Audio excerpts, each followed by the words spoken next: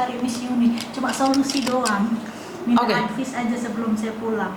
Oke, sebenarnya kamu sudah ada pengacara nih. Tapi dia sekarang berbelit. Kasusnya sih udah 2 tahun lalu. Cuma waktu itu mak saya tuh pengen 2 tahun lalu itu langsung diproses. Oke, terus? Tapi terakhir setelah nerima duit dia malah Hilang. bukan hilang, Gimana? melimpahkan semua kesalahan berbalik ke saya. Iki pengacaramu. Ya, satu terus? kampung, satu dari Indramayu. Oke, kasus apa nih? Biasa, garangan. Terus? Nah, sama garangan ini ya saya tuh satu kampung, Miss. Kawan SD, kawan kecil. Satu rumah, bapaknya tiap minggu, tiap hari nganterin anak sekolah. Terus? Tapi dianya di penjara. Nah, Loh, ini kok alhamdulillah sudah mati, ini gimana? ya Terus? awalnya ya, ini awalnya lah. Jadi saya itu ketemulah sama, emang kalau saya pulang itu kan saya nggak pernah di kampung, saya selalu merantau kan. Saya selalu merantau gitu kan. Pas itu setiap pulang saya selalu tanya sama bapaknya, Pak ini di mana, ini di mana, selalu cari gitulah Miss, namanya juga kawan kecil gitu kan. Pas itu ya tahu-tahu pas saya di Hong Kong tuh ketemu lewat Facebook. Iya namanya kawan kecil, kawan satu kampung, jadi kita nyambung. Terus? Nyambung, rupanya dia lagi di pesantren. Terus? Nah setelah 5 tahun kita LDR-an, 2021 dia keluar dari pesantren itu. Berhubung dia berpuasa terus di pesantren, ketemulah garangan Bati. Oke. Jadi saya ditinggalkan gitu demi yang baru. Sakit hati kan Miss, 5 tahun loh. Tapi setelah itu saya tahu itu semua barang-barang bukti saya itu dia limpahkan semua ke saya. Dia kasih tahu itu semua foto-foto saya, rekaman-rekaman kita berdua itu semua ada. Jadi pas saya baca semua ngikutin Miss Uni itu, saya sudah ngalamin itu semua. Terus? Nah setelah itu saya kan kirim itunya Miss Uni ya, rekaman Miss Uni soal yang di pesantren-pesantren itu. Rupanya taktik kalian itu sama, begituin. Kenapa saya dulu tertipu sama kamu, takut sama kamu, karena saya belum pernah dengerin cerita kayak gini. Rupanya taktik kalian cari uang itu sama, begituin lah sama dia. Oke, saya ada bukti. Sebentar. Dok, kamu cari majikan apa atau interview rambutnya diikat ya? Kalau kayak gini kamu bukan cari majikan, cari suami. Nah ya, Miss Uni ngomong pelas-pelasan ya. Nah, lah interview rambutnya diikat. Oke, terus? Nah, udah gitu kan, sampai mana tadi? Oke. Nah, udah gitu kan, udah itu kan, saya kasih itunya Miss Uni itu, dia marah. Siapa yang marah? Cowokku itu. Oke. Marah, katanya kamu mau nantangin saya silahkan, katanya saya nggak takut. Saya cari info lah siapa pengacara yang nggak mungkin lah Miss dari Jakarta. Saya juga ada kawan mah di Jakarta, tapi kan saya pikir kalau Jakarta kan jauh bolak-balik perlu biaya kan. Jadi yang satu kampung aja deket gitu kan. Jadi kenal lah ini pun dikasihkan sama kawan juga. Ada kawan di sini. Nah udah gitu. Waktu belum dapat duit ini Miss, iya manis janjinya. Gampang katanya, itu bisa Bu, proses ibu maunya gimana? Nah, apa mau dijebloskan lagi ke penjara apa digimanain? Namanya kita lagi panas ya Miss ya. Ya udah, saya mau dia masuk penjara lagi. Awalnya dari penjara, saya mau dia masuk penjara lagi. Karena bukti udah kuat Pak, saya ada semua. Saya bilang gitu sama dia, ancaman-ancaman apa semua video semua ada. Oke Bu, siap katanya, saya dampingi Ibu. Nah, saya suruhlah anak saya, katanya dia bisa proses itu dari sini. Saya di Hong Kong, yang penting ada perwakilan. Saya suruhlah anak saya, kan udah gede juga, udah dewasa. Jadi anak ini bolak-balik ke kampung ke kota gitu ngurus kan. Setelah itu saya perjanjian, Pak, kalau saya 1 bulan gaji untuk Bapak semua, anak saya telantar. Jadi gimana kalau dalam 2 bulan itu saya pipil. Yang 10 ini ya misalnya. Udah nggak apa-apa Bu, yang penting setelah pelunasan baru kita proses katanya. Ya udah 2 bulan tuh Miss lunas. Waktu pelunasan, sebelum pelunasan itu Miss, manis banget janjinya si pengacara ini. Tenang Bu, ayo Bu, kita dampingi, kita masukkan Bu kemana dia mau katanya, gitu. Nah, udah gitu si anak nih pelunasan di depan kawan saya, ada saksi, ada nota, ada semua, ada lah, komplit. Bukti-bukti pun dia pegang semua, ada.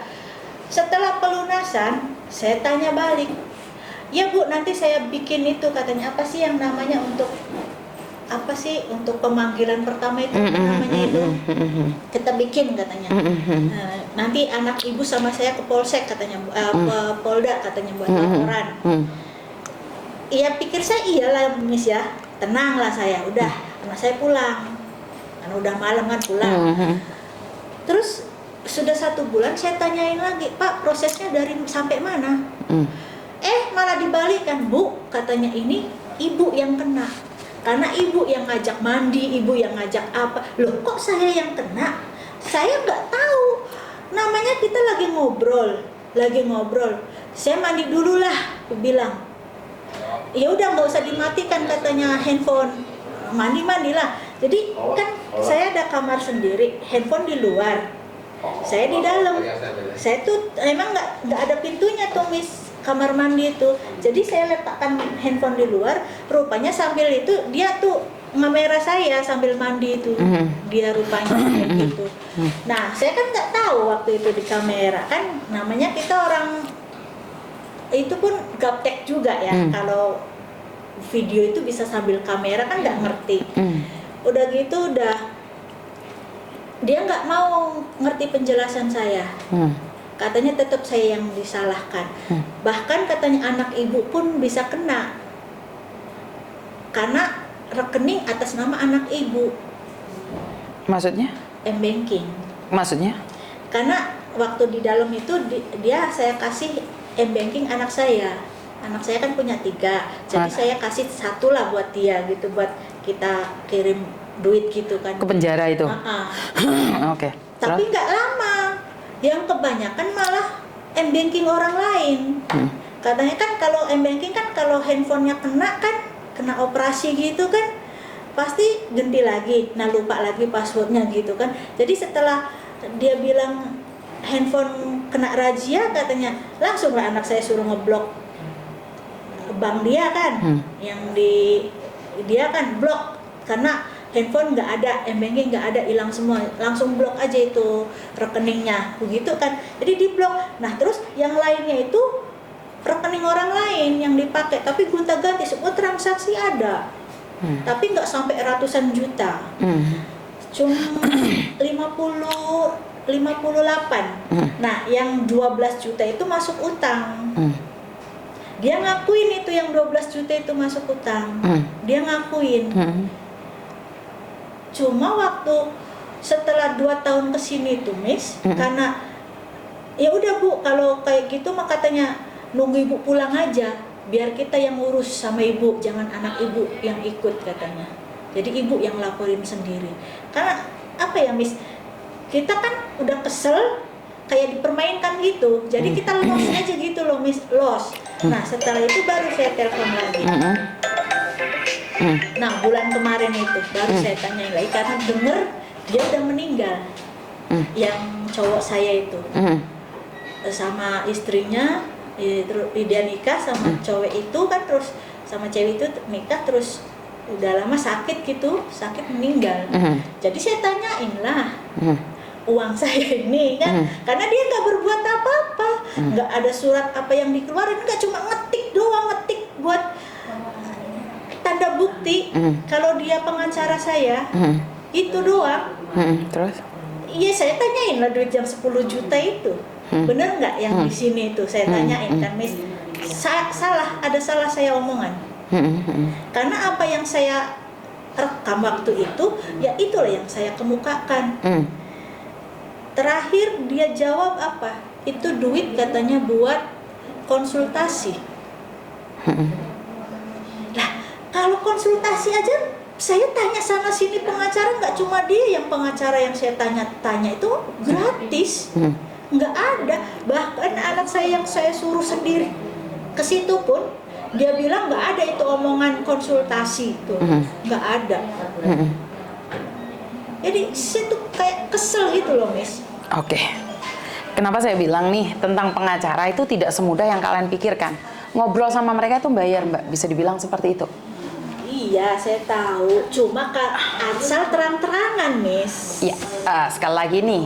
Ini cara modus-modus pengacara kacangan. itu. Saya bisa bilang modus-modus para pengacara kacangan yang bisa mengelabui orang yang buta hukum. Itu. Nah, yang bodoh bukan siapa-siapa, kita sendiri. Iya. Jadi kalau sampai jenengan nih nanya nih 10 juta bagaimana saya bisa mendapatkan balik? Bisa atau tidak itu tergantung juga dari jenengan. Tapi kalau saya pribadi saya lebih rela melepaskannya. Ini kaki tangannya saya sampai ancam, padahal nggak ada apa-apa kan, Miss. Saya baru ngomong kan sama Miss Yuni hari ini kan, ini yang kenalin nih. Ini satu kampung sama saya. Katanya itu, Bu, untuk cuma maksud saya tuh pengen saya terang-terangan. Jadi di sini saya cuma pengen curhat sama Miss Yuni itu biar kita itu ada pembelajaran, jangan asal-asal biarpun pengacara gitu loh, Miss. Ya sama dengan kasusnya Faruk juga kan, Mbak. Itu kan pengacara juga. Jadi ini tetanggamu loh padahal. Itu makanya kamu sakit hatinya kan bukan pengacaranya, tapi tetanggamu bohongin kamu. Nah, ini artinya adalah siapapun nih kalau masalah uang itu jadi buta. Benar. Jadi kasusnya samain sebenarnya parah nggak sih? Ya parah ya enggak. Karena masalah percintaan memang benar orang selalu mengatakan bahwa kasusnya Faruk itu tidak bisa diungkap. Tapi kasusnya Faruk adalah menghamili beberapa orang. Terus yang ditipu bukan cuma satu, bahkan dari tahun 2013 sampai tahun 2023. Nah ini bedanya. Nah kalau ini tetanggamu ini yang termasuk pacarmu adalah membodohi kamu satu orang. Berarti kan kalian ada cinta kasih sayang. Nggak tahu kalau sekarang kelihatannya kayak gini ya nggak tahu, saya aja nggak tahu banyak korbannya. Enggak, kita nggak tahu. Maksudnya kita ambil jalan pintasnya aja. Kalau kita mikir banyak kita akan terlihat sangat kecewa sekali. Artinya adalah waktu itu kamu sendiri mencintainya dan kamu sendiri rela. Bahkan sampai mandi bareng, kasaran orang ngomong kan kayak gitu. Dan sebenarnya laki-laki ini sudah mendapatkan hukumannya. Kenapa? Dia sakit dan akhirnya meninggal dunia. Bener nggak? Tetanggamu itu sudah meninggal dunia, bener nggak? Jadi itu karma dia. Karena sudah makan uangmu. Kalau di ikhlas ya, Miss ya. Ibaratnya setelah mendengarkan cerita-cerita kawan-kawan yang lain itu, saya masih mending gitu loh. Betul. Saya masih mending, saya masih bersyukurnya tuh nggak terlalu banyak. Berapa sih ditolak? Kalau di 58 terus sama pengacara itu jadinya 68. Cuma saya ini nggak gersnya ini ke pengacaranya, ini taktik dia gitu loh, Miss. Yang jadi pembelajaran buat kita semua itu kan taktik akal-akalan pengacara, modusnya itu kan kayak gitu. Karena yang pengacara beneran itu tidak mudah mengatakan iya. Padahal loh, Miss, demi Allah ya. Ini tuh pengalaman saya sendiri yang waktu saya kerja di Medan. Saya dulu dampingi pengacara yang modus, kenapa pas gini karmanya tuh ke saya sendiri gitu. Ya, namanya orang kan kita, jangan kan kamu, Miss Yuni aja bantu orang ngasih tahu orang jangan percaya ini itu, saya punya admin yang kurang bagus juga. Jadi sebenarnya kita itu ditegur sama Tuhan untuk lebih berhati-hati. Itu aja sih menurut pendapat saya. Jadi ya ini pengalaman bagus bagi saya. Sampean mau share sama saya ini bagus sekali. Artinya adalah jangan terlalu percaya dengan pengacara yang belum tentu pengacara. Bahkan pengacara beneran pun belum tentu pengacara. Dia nggak tahu malu ya? Apa dia nggak malu gitu kalau ketemu saya? Kan satu kampung, Miss. Kan urat nadinya orang sama urat malunya orang kan beda-beda, Mbak. Ini kalau saya nggak di blog nih, Miss, khotbah dia tuh soal agama tuh wah mantep banget, sampai saya pakai akun bisnis, tahu, Miss. Salah Anda ngeblok saya bilang. TKW itu kaya benernya karena dia berapa puluh juta ditipu orang kan, Miss. Kan apa nggak kaya kita kan, biarpun kita buang keringet juga kan. Dan ini yang terjadi saya lihat sampai dendam banget nih. Bukan dendam, kesel gitu, Mi. Iya, kesel lah. Kesel, Kata kiasan dari dendam. Kesel, marah itu kata kiasan dari dendam. Sampai saya bawa-bawa karma tahu, Miss, ngomongin sama dia itu.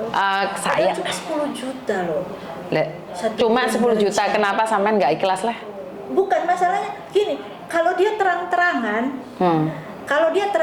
Bu, 10 juta itu cuma buat ini doang. Kan sampean nggak jadi kirim. Bener nggak? Secara logika nih Bu, ini 10 juta buat konsultasi. Kira-kira kamu kirim nggak? Ya enggak. Cuma gini loh, Miss. Saya emang nggak bakal kirim kalau cuma konsultasi doang karena nggak janji dia. Cuma manusia itu yang dipegang apa sih? Omongan kan? Enggak Mbak. Sekarang nggak omongan nggak bisa dipegang Mbak. Jadi kamu bilang. Kalau Miss Yuni banyak yang percaya omongan, Miss Yuni terlalu percaya omongan orang, terakhir nggak bisa dipegang. Bukan, karena saya punya prinsip tidak ada siapapun yang bisa dipegang omongannya kecuali diri kita sendiri. Jadi kamu bilang kamu pegang omongan orang lain, nggak bisa Mbak. Tidak ada bentuknya loh omongan itu. Tidak ada bentuknya loh. Berapa banyak orang yang berjanji di atas Alkitab, berapa banyak orang berjanji di atas Al-Quran, pegangannya nggak ada, dipegang nggak bisa omongannya. Ayo bagaimana memegang kata-kata mereka? Berapa orang yang sudah berjanji dan bersumpah untuk menjaga negara agar tidak korupsi, dan berapa orang yang sudah tidak bisa memegang omongannya sendiri? Beda dengan orang yang takut pada dirinya sendiri suatu saat kena karma, itu beda. Jadi dia tidak perlu memegang janjinya sendiri, tapi dia berkata, saya akan penuhi pada diri saya sendiri. Kita janji sama orang, aku akan menikahimu, dalam hati, Cisin, kamu itu siapa, nikah sama kamu, gila, paham nggak maksud itu? Karena nggak bisa dipegang. Omongan orang, ayo katakan sama saya, bagaimana saya memegang omongan orang? Berapa banyak kasus orang yang punya utang nggak bayar? Sering. Maka dari itu, saya pernah ngalamin juga kayak gitu, sering. Kalau di Hong Kong ini. Kalau sebuah kekayaan itu membawa damai, orang-orang kaya itu bisa tidur lelap loh. Tapi kenapa banyak orang-orang kaya itu malah bunuh diri? Kenapa banyak orang-orang kaya itu malah minum obat tidur? Jika kebahagiaan dan cinta suci itu miliknya wanita cantik atau orang kaya, banyak artis yang cerai. Bener nggak sih? Kalau kerja keras itu miliknya, kerja keras itu akan menjanjikan kekayaan, tukang batulah yang paling kerja keras. Tapi nggak juga. Jadi kita nggak bisa megang janji. Ya kita percaya sama apa yang di atas sana. Kita pegang janji yang di atas sana. Kalau kita baik, kita pasti mendapatkan baik. Karena menanam pasti menuai. Saya lebih percaya hukum alam daripada mulut orang. Saya yakin kalau itu, Mas. Sekarang saya yakin hukum alam tuh ada. Tapi maksudnya gini loh. Nggak ada tapi. Kalau sudah percaya dengan hukum alam tidak ada tapi. Kalau kamu masih berbicara tentang tapi, berarti sudah nggak ada percaya lagi. Bukan apa ya, hukum alam tuh ada. Tapi lambat. Loh, kan kita nanam Mbak, kan nggak mungkin langsung berbuah. Seperti yang saya katakan nih, kita nanam mangga satu. Emangnya kamu mengharapkan berbuah? Ya enggak. Belum tentu. Nah belum tentu, bisa jadi mati sebelum berbuah. Nah kita nanam, kita merawat. Tapi sekali karma itu berbuah Mbak, kalau karma baik, tahun depan masih berbuah lagi. Ini mangga berbuah terus. Lah kalau karma jelek, berbuah. Kan ada orang nih, aku ini sudah apik loh, biyen aku jahat rapopo, saiki aku wis apik kok malah aku jadi sengsara kayak gini. Karena sebenarnya buah dari yang kemarin. Itu yang saya alami sekarang. Maka dari itu kan saya selalu bilang, kalau hari ini kita mendapatkan jelek, bukan karena kita sudah bagus, tapi kenapa mendapatkan jelek? Karena sing biyen tuh lupa, kamu hari ini sudah bagus nih, yang kemarin lupa. Ya nikmatin dong. Bener nggak sih? Masuk nggak di logika? Maksud kesitunya, maksud saya paham. Tapi saya banyak, bukan gini. Oh oke. Nggak ada tapinya ya sekarang. Nah, maksud saya gini loh, Miss. Saya kan nanti bulan 10 sedang cari majikan kan sama juga. Nanti saya bulan 10 pulang. Saya tuh mau nemuin dia. Cuma udah saya bilang di WhatsApp bisnis ini kan, dia bilang, saya bilang kan, nggak usah ngeblok saya, karena karma itu saya bilang gitu kan, apalagi Anda tahu tentang agama. Nah, belum tentu uang 10 juta itu bisa menyembuhkan penyakit Anda. Apa itu ancaman? Dia tergantung dari yang menerima kata-kata itu. Dia bilang saya ngancam. Iya, karena kalau dalam pola pikir orang yang cepat, orang yang dalam tanda koma nggak masuk akal, itu akan berpikir bahwa kamu sedang mencari orang untuk menyakitinya. Ya, tapi kan saya nggak mencari. Kan saya tidak tahu. Kan saya tidak tahu karena dari doamu. Kan kalau karma memang bekerja, kenapa kamu harus ngomong? Ya pasrahkan aja sama karma. Kenapa kamu harus ngetik? Kan kamu percaya sama karma nih. Ngapain kamu ngetik? Yang salah siapa yo? Karma. Tangan saya. Tangan kamu. Makanya kan saya selalu bilang nih, hati-hati ya kata-kata saya, dengarkan kata-kata saya. Kamu itu sedang membulatkan tubuhmu pada gergaji. Lagi biasa. Kamu itu seperti ular yang membulatkan tubuhmu dalam gergaji. Menyakiti diri sendiri. Betul. Semakin kamu mengancam orang, semakin kamu marah sama orang, semakin kamu ngajarin orang tentang karma, sebenarnya kamu sendiri yang tergores. Semakin luka, semakin luka, semakin luka. Dan saat kamu marah, akhirnya kamu buta pikiranmu, kamu muntap. Kamu bukan menyakiti dia, tapi kamu sedang bunuh diri. Apa yang perlu kamu lakukan sekarang? Lepaskan ini semua dari dirimu. Lepaskan. Bulatan kata tubuhmu di gergaji ini lepaskan. Dan ikhlaskan. Gergaji ini akan diam dan akan jadi rusak. Gergaji ini akan karatan. Tapi kamu membulatkan dalam tubuhmu ke gergaji ini akan menjadi darah dan ini semakin tajam. Gergaji ini semakin tajam. Nah, sekarang itu cara bagaimana kamu melepaskannya. Apa? Ikhlas. Aku udah ikhlas, Miss, tapi ya nggak bisa. Nggak bisa. Kalau ikhlas tapi itu nggak bisa. Kenapa? Kalau kamu berpikir tentang tapi, kamu nggak akan selesai, sayang. Saya kasih tahu kamu ya. Ini anakku di sebelah sini. Aku juga pernah muda kok. Aku juga pernah cantik kok. Saya juga pernah dibohongin garangan. Apa yang saya lakukan? Hampir sama dengan kamu. Tapi saya cepat-cepat mundur. Kenapa? Kalau saya terus mengejar ini, yang tersakiti siapa? Saya. Saya mundur kok. Saat saya sadar saya menyakitin diri sendiri, saya mundur, Mbak. Saya pernah di posisimu, saya pernah nangis di posisimu. Jadi, sekarang apa yang perlu kamu lakukan saat kamu pulang? Menganggap semuanya tidak pernah ada. Tapi ditemuin nggak? Nggak perlu, ngapain? Untuk apa? Untuk memelas dan menangis menghina dia? No way. Pengacara ini bilang. Ngerti? Untuk apa? Pertanyaannya untuk apa? Untuk menyakiti dirimu sendiri. Dan ingat, apa yang kamu lakukan akan berbuah. Kowe balik rene majikanmu kayak setan. Kowe mulai diguyu-guyu. Tapi kamu pulang dengan nyantai apa adanya. Kalaupun majikanmu nggak bagus di sini, kamu suatu saat pulang lagi, nggak akan ada orang yang ngetawain kamu. Ngerti nggak? Apa yang kamu lakukan hari ini tidak bisa berbuah sekarang juga. Tapi karma jelek itu cepet. Kowe ngelone wong sih sok dilono wong. Nandur apik ngunduh suwi.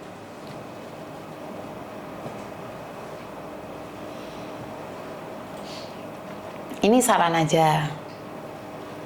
Jangan sakitin diri sendiri. Kenapa? Karena kamu punya anak perempuan di sana. Jika kamu menyakitin pengacara itu, terus pengacara itu mengancam sana, mengancam sini, jadinya kan dendam berterusan. Dan tetangga loh. Bener nggak sih? Apa dia nggak malu? Malu kan urusan dia, bukan urusanmu. Kalau ketemu itu kan tiap hari ketemu itu. Kenapa harus malu? Uang 10 juta itu sedikit. Banyak orang yang Iya, maksud saya kalau dia baik, proses semua perlakuan. Mbak, kan saya sudah bilang tidak perlu mengharapkan orang lain baik. Kamu sudah tahu dia nggak baik. Kenapa kamu memaksakan diri kalau dia baik? Dia tidak akan pernah jadi baik. Karena dia bukan orang baik.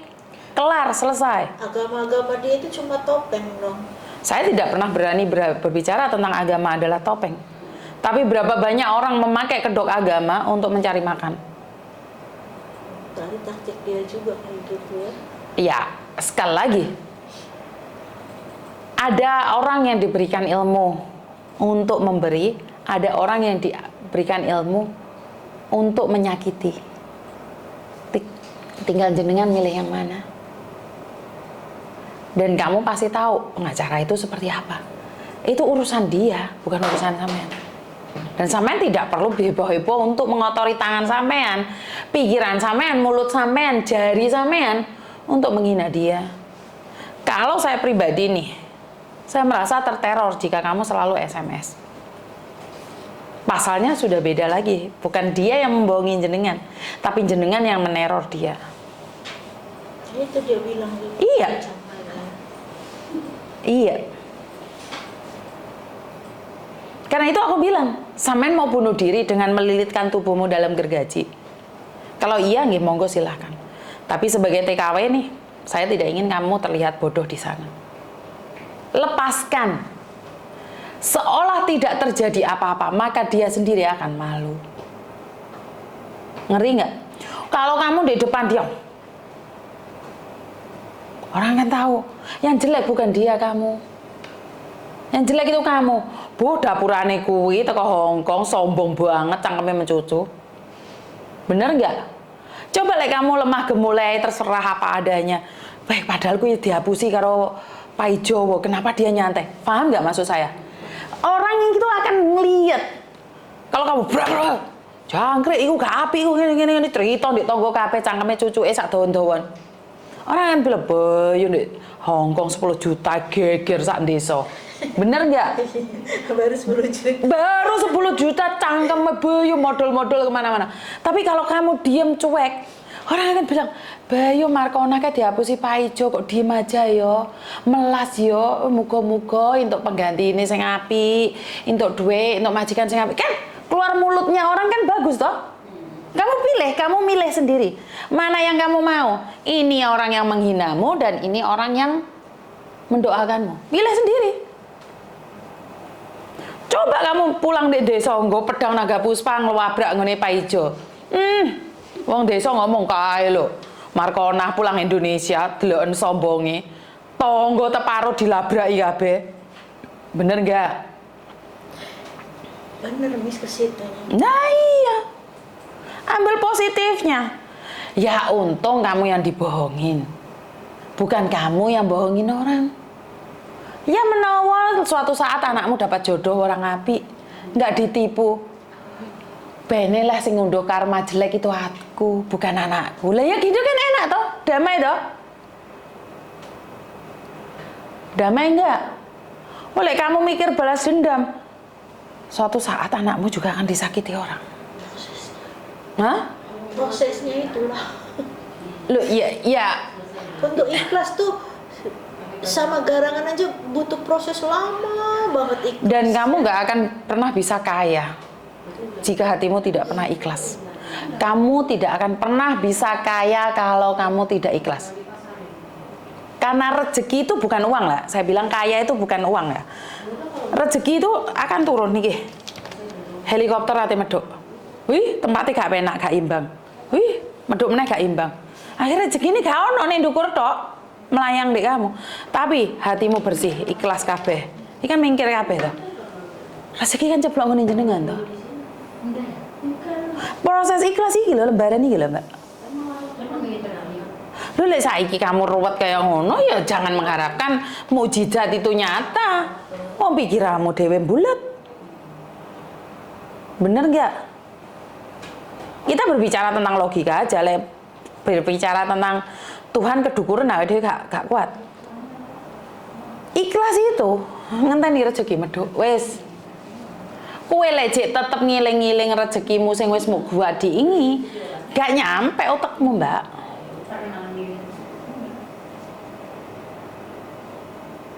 Ngerti nggak?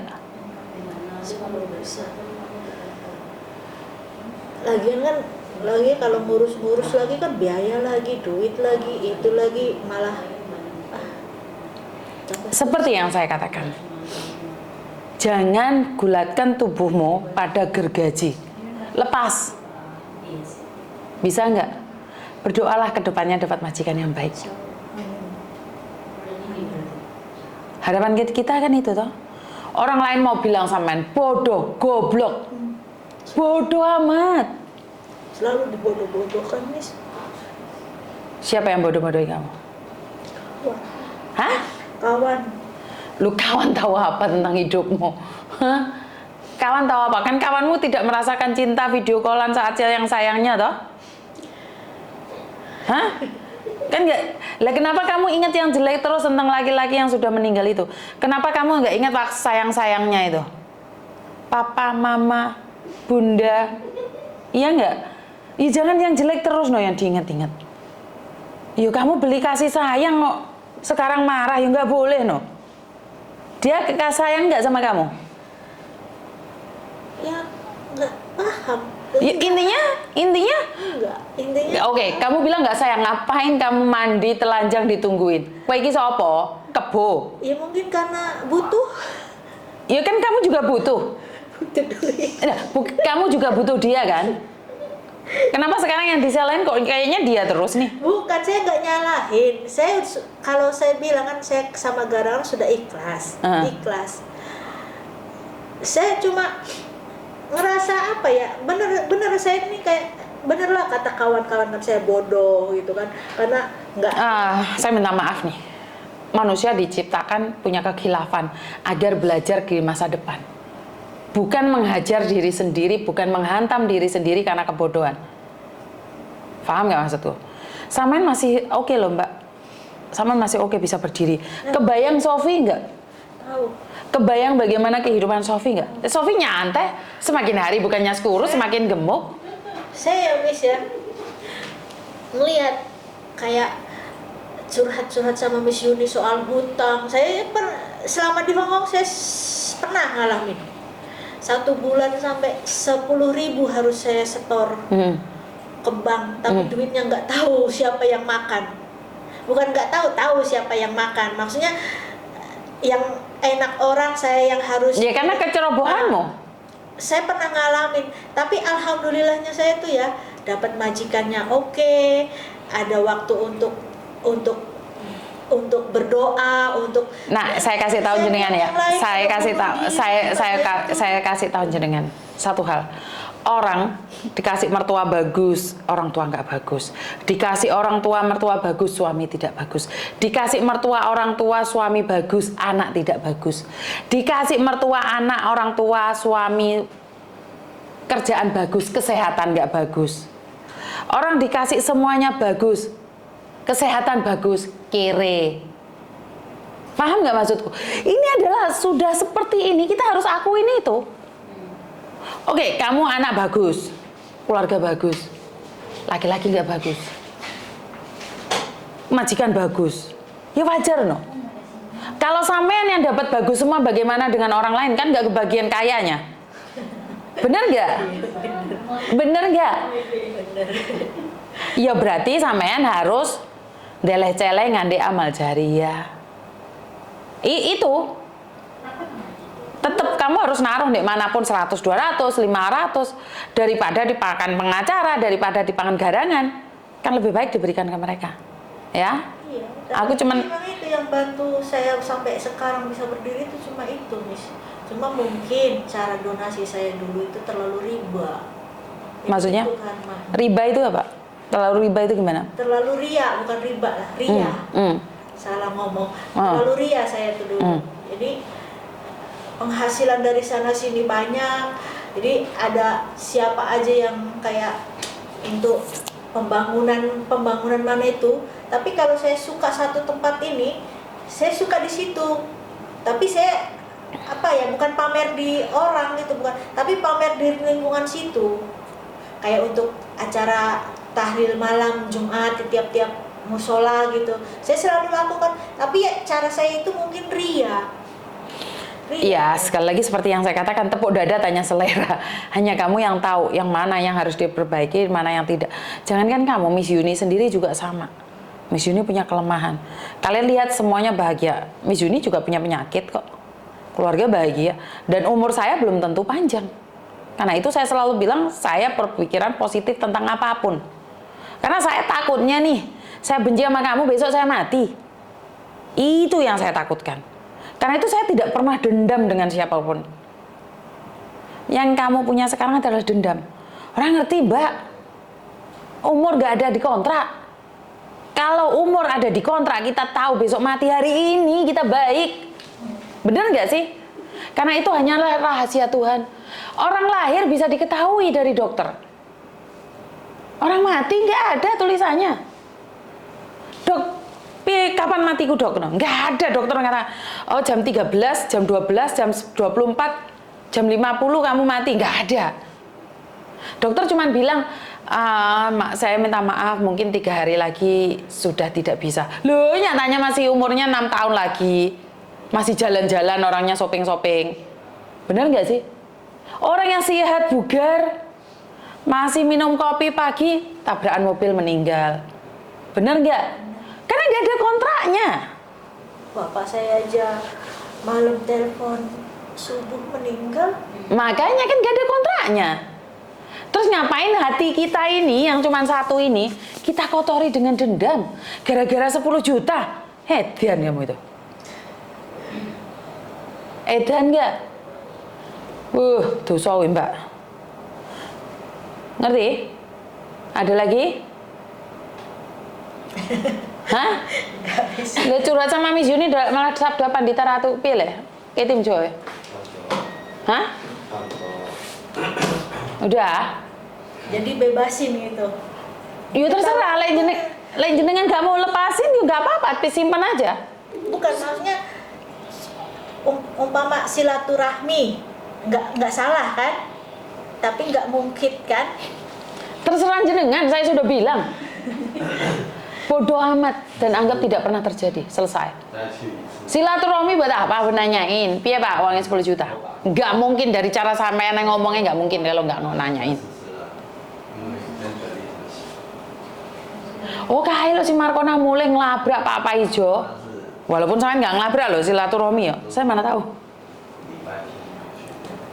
Oh si Markona pulang, padahal Pak Paijo ngapusin loh, dia nggak nyari, nggak ngomong, nggak apa, nggak ngerasani, iya toh? Ya nggak ngerasain orang udah udah makan duitnya. Bukan kamunya loh, nggak ngerasani, nggak apa gitu loh, paham nggak maksudku? Makanya mulai nggak ikhlas es, nggak kira melaku uripmu, paham nggak? Ada yang lain lagi? Enggak, Oke lah, ya wes makasih sudah dimarahin. Oke.